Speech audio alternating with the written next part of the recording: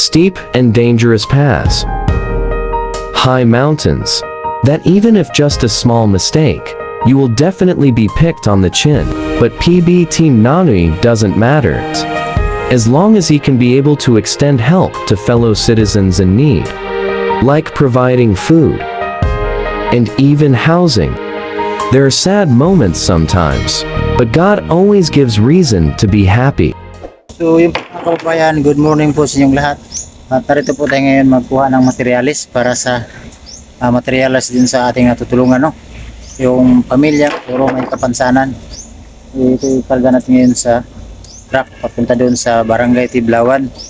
So samahan nyo ako ngayon sa aming vlog. So yun na po mga kababayan, nandito yung materialis na kinarga ng truck papunta dito sa lugar nila tatay. Yan si tatay, oh. Tay, dito ka tay, kainit. Okay na midri tay. Okay na midri.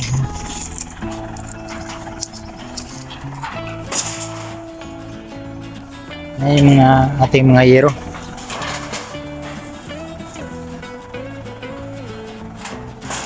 Dito na lang kasi hindi makapasok yung truck doon sa malayo kasi.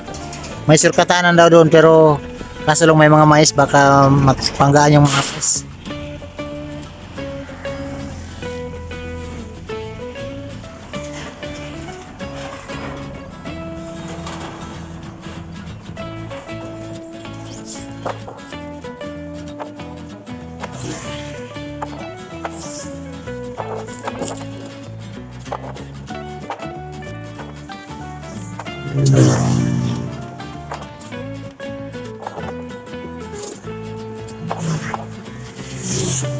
So yun po mga kababayan, ang mga pamilyang puro may kapansanan, no, to. Nagantay sila ng mga materyales nila. Tay, init tay, pandong ng kuwan tay. Init pa, init. Dito na lang mo tay. Tay, dito na lang mo. Init manggod. Kami lang dire tay, pero may dire. Diskarga yung mga ating mga kasamahan.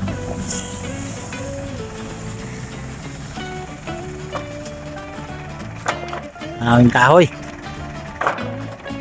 Kapo na mong balay tay.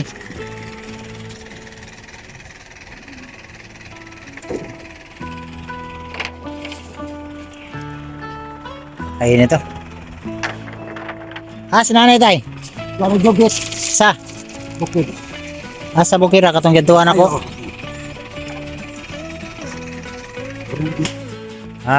Lalo jogit. Nagurnal. Napa may bugas tay? Damay. So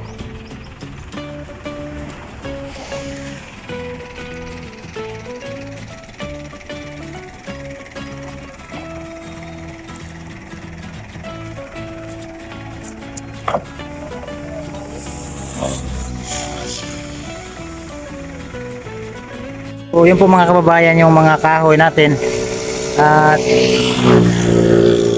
na kinarga ng truck na. So umalis na yung truck ko, yun na. Umalis ako na lang yung naiwan.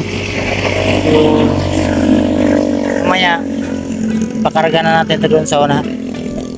Paano lang tayo magkarga ni tayo, no? So magtulong-tulungan na lang daw para at least may magkarga doon papunta doon sa bahay nila tatay. So wala kasing kwan madaanan doon. So ito na lang muna ilagay itong mga materialis. Ayan. Basta dito tayo yung balay tay. So doon lang kami muna sa bahay nila tatay.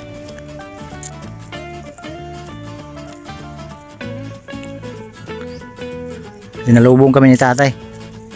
Ang gusto ni tatay papuntahin yung truck, kaso lang may mga kalsada, may kalsada dyan pero mahirap, baka matumba yung mais, mabanggaan.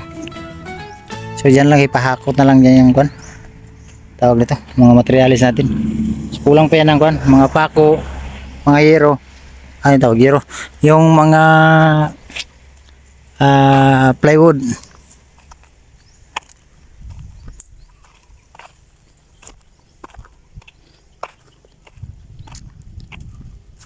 Tahan ko muna sila. Ito muna tayo mag-update sa kanila kasi ito yung nangailangan talaga. mabuti na nakita to sa ating mayor dito. Ganito yung mga sitwasyon nila. So agad-agad niyang pinagawa ng bahay, no? Kung hindi ko na vlog to siguro hindi din to makakuan kasi doon ko to nakita sila sa bundok.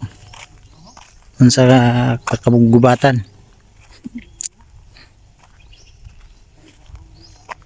So yan ang sitwasyon ng bahay nila. Yan. Ito yung kalsada pala. Kaso lang may mga mais. Yan o. Ito natin ito muna sa kalsada. Mahirap pala talaga magdaan yung truck. Yan o. Yan ang kalsada. Kaso lang may mga mais. Mahirapan tayo. So, sabi ni tatay may mga tao naman dito na pwede natin ipakarga yan. So mamaya ipakarga natin.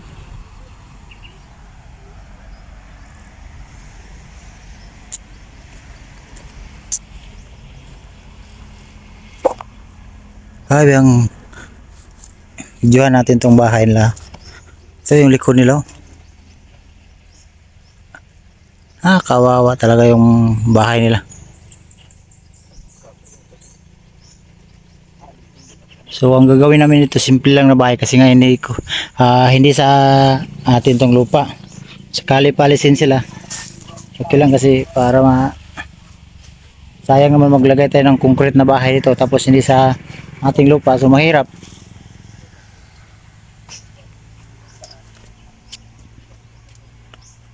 So bungkago na nato ni tayo ang imong balay, siguro ugma sugdan nato ni. Oh. Ugma tapos kaning trapal dire sa mo mag-stay. Oo, dili. Dire nya magtabangan lang tamo dire para mga balhin ninyo mga gamit. Kaning trapal gamiton sa nato ning trapal sa taas, no. Para masilungan bitaw ninyo tay.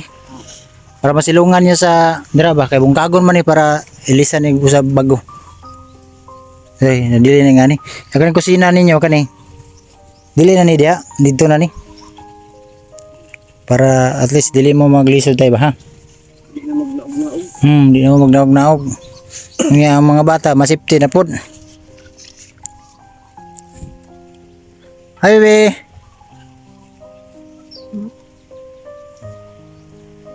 Ano po yung may kapansanan din, no?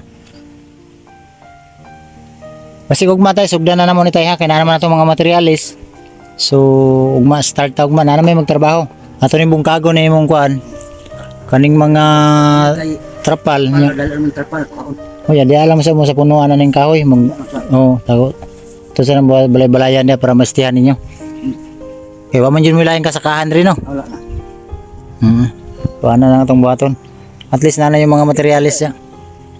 Ay, dito sa kang mama wa ito. Ha? So ito po mga kababayan, bukas siguro umpisa na namin. Ang gagawin namin dito, tanggalin to, yung trapal. Tapos dito muna sila mag-stay. Yung trapal yung gagamitin namin bubong nila. Para wala kasi silang matirahan dito ba. Wala silang matirahan. So bukas siguro tanggalin namin yung trapal, ilagay dyan para dito sila mag-stay. Tapos hindi sila makakuan. Mabilis lang yan, siguro nasa mga 4-5 days lang yan. Bayanihan lang ng mga tao para mabilis matapos, no? Kawawa kasi yung stasyon nila. Si nanay wala ngayon dito kasi nagpunta daw sa naglulugit ng kupras, naghurnal para may kuan sila. Siguro wala silang pambili ng ulam. So si nanay naghanap buhay. Si nanay din yun yung may kapansanan din si nanay. Yung nakita nyo dun sa aking vlog na may tumubo din sa kanyang mga katawan. So kahit pa paano ay kailangan niyang sumikap para sa kanyang mga anak. Dahil si tatay hindi makapagtrabaho kaya na-stroke. Kaya mahirap talaga yung buhay nila. At magpasalamat talaga tayo sa ating mayor dito na nakita niya ang aking vlog. Kaya niya inaksyonan kaagad. So marami talaga ating mga kababayan dito na nangailangan ng tulong. Hindi naman lahat ng maabot ng ating gobyerno, no? Sinapakarami talagang mga kababayan nating na nangailangan ng tulong. Dito lalo na ito sa Davao Oriental. So ang hanap buhay ni tatay dito yung tanging pagtatanim lang ng mga gulay, mga Si tatay masipag kahit may kapansanan, kahit na-stroke na siya, pero may mga tanim. Tahan natin yung mga tanim niya. Mga ni mga tanim tayo, no? Kayo mga balanghoy. Oh. Hapit na nila mo nga tay. Gusto ko na nagpamunga. Ha? Gusto ko na nagpamunga. Kare? Oh. Oh, mga talong tayo, dagko na. Una.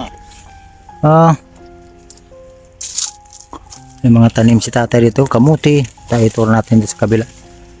Imuhanin kamutihan dito tay. Nakuha nino eh. Laki ng mga kamutihan ni tatay, mga talong. Ito yung mga talong nila. Tubo na, hala, ang ganda ng mga talong.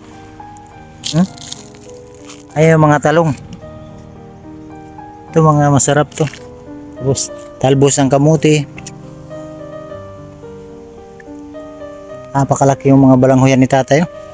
Kahit na-stroke na siya pero nagsipag pa rin siya para sa kanyang anak. Yun lang nga, wala sila talagang kakayanan para magpagawa ng bahay. Kaya ganun yung nangyari sa kanilang bahay. Oh. Butas-butas yung bubong, yung kilid, butas-butas din ng mga sako, pinagtagpi-tagpi ng mga sako. Yun, may talong pa dito sa kilid. Oh. Talong, laki. Ayan. Oh. Aircon yung bahay ni tatay, malamig. So bukas baklasin na namin to bukas. So pasensya na po mga kababayan, ito muna yung ating vlog. Aksyonan ko muna to. Ito muna yung ating palaging i-vlog kasi ito yung nangailangan ng tulong natin ngayon, no?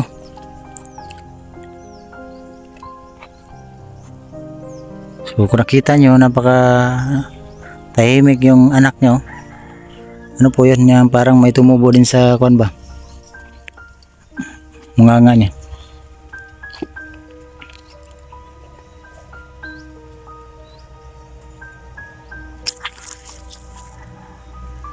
Nakuha yung balanghoyan dito eh.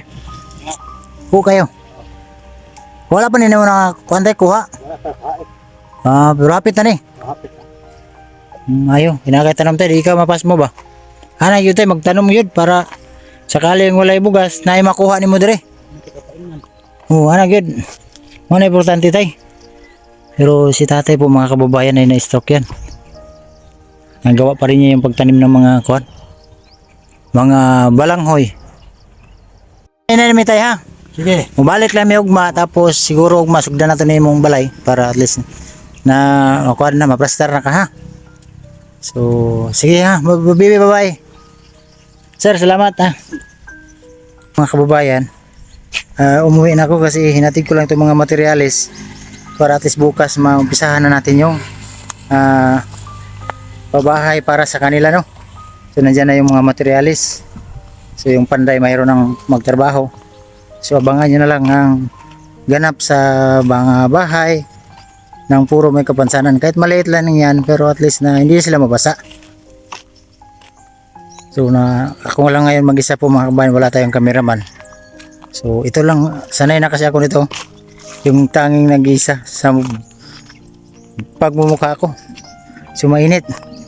So yun po mga kababayan, maraming salamat sa inyong lahat, sa inyong mga pagsuporta, sa inyong pagpanood sa aking content na ginagawa. Maraming salamat no. Siyempre sa charity viewers na hindi nag-skip ng ads, maraming salamat sa mga subscriber. Thank you po sa inyong lahat, sa inyong pagsubaybay sa aking vlog. At hindi pa kayo nakapag-subscribe sa aking YouTube channel, paki-subscribe ang PB Team Nunoy no sa YouTube. At least po makatulong tayo sa ating mga kababayan, lalo na sa akin no, sa inyo pag-skip ng ads. Napakalaking tulong yun na yan sa akin. At siyempre sa ating mga mamahal na mga sponsor na nagpaabot ng tulong, maraming salamat sa inyong pagtulong sa akin no. So maraming salamat sa inyong lahat. So dito ko lang tatapusin ang vlog na to dahil napakainit po. Kahapon pumunta ko dito kulimlim. Ngayon ulan, parang mainit na naman. So yung mainit yung klima ng lugar ngayon dito. So thank you po, maraming salamat at God bless po. Thank you po.